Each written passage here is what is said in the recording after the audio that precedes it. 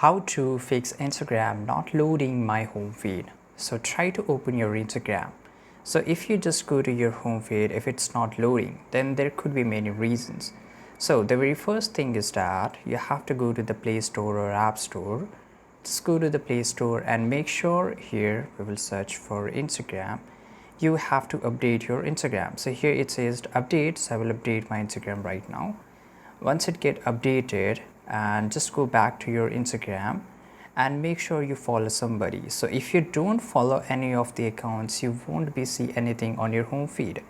So if it is a new account, then generally you will find empty feed or no feed. So you have to just follow somebody or watch something or just watch some kind of reels so that it will get you some suggestion, right? So this is how you can fix it, but still I will show you the another option. Go to the settings of your phone. So I will go to settings of my phone here, and now you have to go to the app. So basically this is the last step if none of the above steps work. Now here you have to go to the app management, select Instagram, just search here. So basically app management is where all the application which is installed in your phone, it will shown here.